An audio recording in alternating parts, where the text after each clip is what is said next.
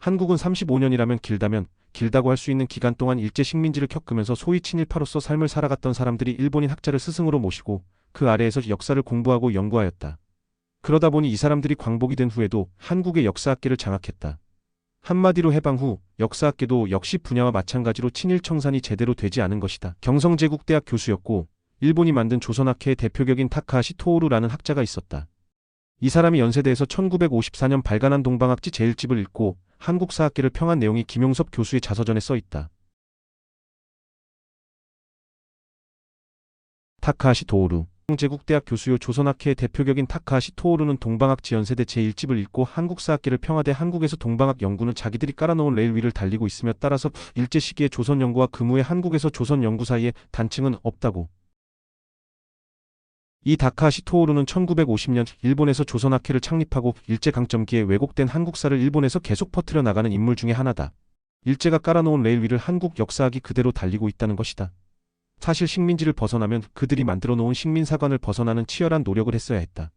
그들이 깔아놓은 역사 왜곡의 레일이 아니라 다른 레일을 만들어서 한국사의 진실의 길을 찾아가야 했다. 그러나 우리 학계의 주류를 잡고 있는 학자들은 그러질 못했다. 그저 일본이 깔아놓은 레일이라는 틀 안에서 움직일 뿐이었다. 너무나 안타까운 일이다. 이에 대해서 성삼재 계명대 교수도 고백을 한 것이 있다. 일본인들이 일제강점기에 왜곡해놓은 게 있는데 60년대, 70년대, 80년대가 지나도 그대로더라라는 일본인 학자의 말을 들었다는 충격적인 이야기다. 우리 일본이 조선 식민 통치하기 위해서 역사를 조작해놓은 게 있는데 당신네들 당연히 한국이 해방되면 당연히 복원될 줄 알았는데 시간이 지나도 60년대, 70년대, 80년대 되어도 그대로 있더라는 거죠. 그래서 우리 일본을 탓하기 전에 당신네들 거를 먼저 봐라. 성삼재 교수 학술대회 증언. 이렇듯이 중국의 역사 왜곡과 일본의 역사 침탈로 인해 한국의 역사는 철저히 왜곡되고 망가졌으며 한국의 올바른 역사는 일제 식민지로부터 해방을 맞이한 이후에도 돌아오지 못했다. 오히려 그들이 만든 한국사의 틀과 시스템 안에서 보태고 또 보태면서 스스로에 의한 역사 왜곡이 강화되고 있는 것이 지금의 현실이다. 결국 현재 대다수 국민들이 알고 있고 세계인들이 배우고 있는 한국의 역사는 일제강점기 때 일본을 도와 조선사 편수의 활동 등 일제 앞잡이를 한 식민사학자들이 올바른 역사를 잘라버리고 식민사학을 뿌리내리겠다. 그럼으로써 우리 역사가 심각하게 왜곡되고 반쪽짜리 역사로 자리잡게 된 것이다. 역사 왜곡의 주범이 된 한국인이인 이병도와 신석호. 일제는 1910년부터 한국 고대사를 말살하기 위해 수십만 건의 사료를 수거해 불태워버리고 폐기해버렸다. 그리고 약 100년 전인 1922년부터 시작하여 16년이 지난 1938년까지 그들이 만든 조선사 편수회를 통해 35권, 24,000쪽에 이르는 일본어로 쓰인 조선사를 발간했다. 일본인 일본 제국주의와 식민지 경영을 위해서 만든 한국사의 사료집 조선사를 기반으로 했을 경우 한국사의 왜곡은 피할 수 없다. 조선사의 발간 목적은 결코 우리 역사를 바르게 드러내는 데 있지 않았기 때문이다. 이 조선사 편수의 경력을 발판 삼아 역사학계를 장악하고 조선총독부 조선사 편수의 역사관을 정설로 승격시키는데 공헌을 한 또를 보자. 바로 이병도와 신석호다. 그는 조선사 편수의 수사관보와 촉탁으로 이만희 시류금 서룡의 1급 비서 노릇을 하면서 조선사 35건 편찬의 앞잡이가 되었다. 이병도는 한국 역사학계의 태두가 되어 일제 식민사학을 그대로 계승하여 오늘의 역사학계에 지대한 영향을 미쳐왔다. 일본은 1886년 이른바 제국대학령을 반포하고 본토에 있던 기존 대학을 제국대학으로 개칭했고 새로운 제국대학을 설립하기 시작했다.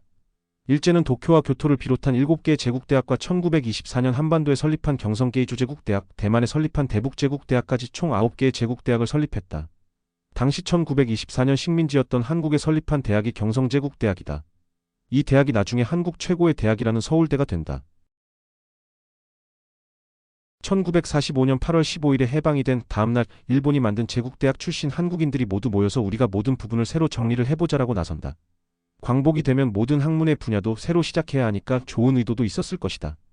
그러나 그렇지 않은 부분이 많았다. 해방 다음날인 8월 16일에 모였는데 여러가지 분야 중에서 역사 철학 분야를 맡은 사람이 안타깝게도 바로 이병도였다. 일본 와세다 대학 출신의 이병도가 한국의 역사 철학이라는 부분에서 두각을 드러낸 것이다. 이병도는 서울대 사학과를 장악했고 1955년에 국사편찬위원회 위원장, 1960년에 문교부 장관 학술원장, 신석호도 역시 조선사 편수회에 참여하여 조선시대 전기를 정리하는 촉탁수사관부 수사관을 지냈다. 창씨 개명된 이름은 데라타니 슈조인 신석호는 광복된 해인 1945년에 지금의 국사편찬위원회의 전신인 국사관을 창설하게 되고 이는 건국 직후 대한민국에서 국사편찬위원회의 창립에 진력하게 된다. 국사편찬위원회는 신석호가 사무국장으로 총괄을 맡았다. 이병도와 신석호는 광복 후 친일 세력이 다시 집권하자 조선 사편수의 경력을 발판 삼아서 역사학계를 장악해 조선 총독부 역사관을 하나뿐인 정설로 승격시키게 된 것이다. 김용섭 교수라는 분이 있다. 김용섭 교수가 서울대에서 강의를 하고 있는데 그때 김원룡 교수가 수업에 찾아와서 일제 때 경성제대에서 내가 교육을 받았던 스에마스 야스카즈 선생님인데 김 선생님 강의를 참관하고자 하시기에 모시고 왔어요. 그래도 되겠죠? 라고 이렇게 이야기를 했다. 현수에서 일했고 경성제국대학 교수를 했던 스에마스 야스카즈가 국내로 들어와서 자신의 제자들을 이렇게 관리했다는 것을 알 수 있다. 그는 해방 후인 1949년 임나흥 망사를 저술해 다시 임나일 본부설의 부활을 꿈꾸었다. 그는 4세기에서 6세기 200년간 일본이 한반도 남부를 식민지 경영했다는 임나일 본부설을 최종적으로 체계화한 인물이다. 그는 자신이 정리한 임나일 본부설이 한국학계에 자리 잡을 수 있도록 한일학계를 왔다 갔다 하며 무던히 애를 썼음을 추정해 볼 수 있다. 타카하시 토오루나 스에마스 야스카즈와 같은 일본인 학자들은 해외에도 제자를 두었는데 미국 하버드 대학의 와그너 박사가 대표적이다. 와그너 박사는 하버드 대학으로 돌아와서 석박사 과정을 거치고 1953년부터 1955년까지 이 일제 식민사학자 타카하시 토오루 교수를 스승으로 해서 한국사를 지도받았다. 그러면서 하버드 대학의 한국어 강좌를 개설하고 한국학연구소가 열리게 되었다. 와그너 박사 자체는 확실히 한국의 우호적인 교수다. 그는 나쁜 의도가 없었다. 하지만 자신도 모르는 사이에 일본인 교수에게서 일제 식민사관을 배운 것이다. 그가 배운 것은 그가 가르치는 한국학과 학생들에게 투영이 되게 된다. 미국의 하버드 대학에서의 한국학은 미국 전역에 영향을 주게 되었을 것이다. 하버드 대학은 미국 동부에 있고 서부로 가보면 유명한 대학 UCLA가 있다. LA UCLA에 한국학 연구소가 있는데 연구소장을 맡고 있는 분이 한국학의 대부로 알려진 존 덩컨이라고 하는 분이다. 이분이 강의한 게 유튜브에서 수십만 조회수를 기록하고 있다.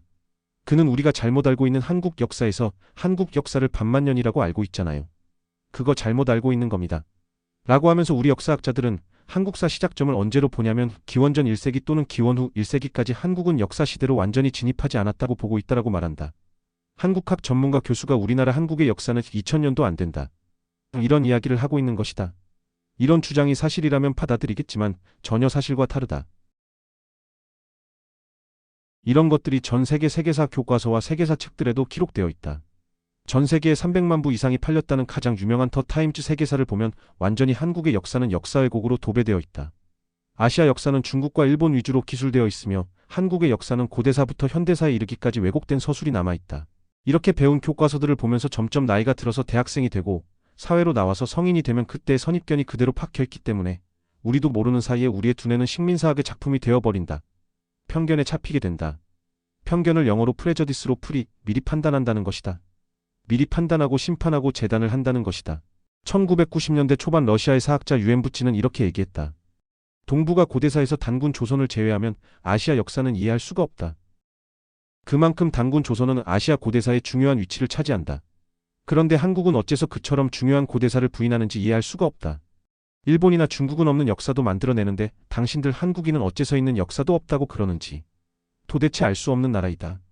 일본이나 중국이 없는 역사를 만들어내고 있다. 그런데 왜 우리 스스로도 원래 있는 역사, 올바른 역사, 진짜 역사를 왜 없다고 그러는지 알 수 없다. 코리어 디스카운트라는 말이 있다. 식민지 멘탈러티 COLONISAL 멘탈러티를 아직도 벗어나지 못하고 있는 것이다.